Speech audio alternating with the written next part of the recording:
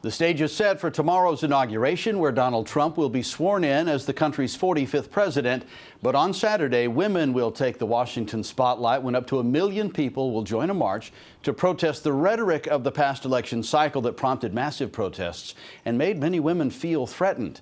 Well, joining us now, Maribel La Luz, who will be attending Saturday's march. Welcome. Thanks for being here with us. Thank you for having me. You've been a part of the political scene here in Hartford. What prompted you to join this effort, this march? Well, I'm going because I'm going as a woman from Connecticut. We're fortunate here in this state to live in a state that's pretty socially progressive. I mean, Governor Malloy, Lieutenant Governor Nancy Wyman have put equal pay, LGBT rights at the forefront. We're a state that welcomes refugees. We're a state that welcomes dreamers. And even if, and I think the state overall as a whole is at least moderate on social issues, but not all states are like that. And so I'm going as a woman from Connecticut, as a Latina woman, to show my support in a time of extreme uncertainty, to basically send a message. That's one reason. The second reason is more personal. I come from a long line of women and men who have shown up, who have worked really hard for the issues that they care about. They led by example. And I'm trying to do the same thing and just be a part of history. So what's the purpose of the march itself? What are organizers trying to accomplish here?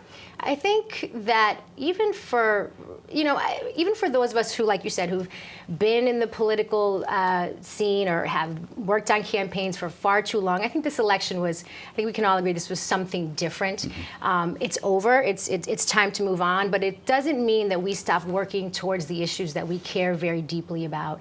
And I think to show up and show that there is support for these issues is a great first step. Along those same lines, there are people who are saying, hey, it's time to put our differences aside and throw our support behind our elected president. What's your response to people who say that? I think the election is over, and I think that it is time to move on. But I don't think that disagreement is mutually exclusive to discussion. Just because you disagree doesn't mean that you can't have a conversation. And I think that it doesn't mean that we stop working towards issues. I mean, suddenly we're concerned about reproductive rights. These are issues that we thought were long gone. And even though perhaps Roe v. Wade may not be able to be changed, there's ways to make it very difficult. So I think that we have to start, I think we have to continue actually to work towards issues that we care very much about. And thousands and thousands of people coming together the day after the inauguration at least sends an important message, and that's a good step. Do you think we're seeing a rebirth of the women's movement of the 60s here? And if so, what do you think are the major issues right now? I have my parents are from that era. I'm not sure that it is a rebirth of the women's movement. I actually think it's larger than that. I think it was called the Women's March, but I think there'll be a lot of men. I think there'll be a lot of different types of people caring about a lot of issues. There's immigration issues on the table right now. There's a bunch of issues right now. I do not think it's just, but what I do hope that happens, I do hope that people remember that the election is over, but it is time to get to work.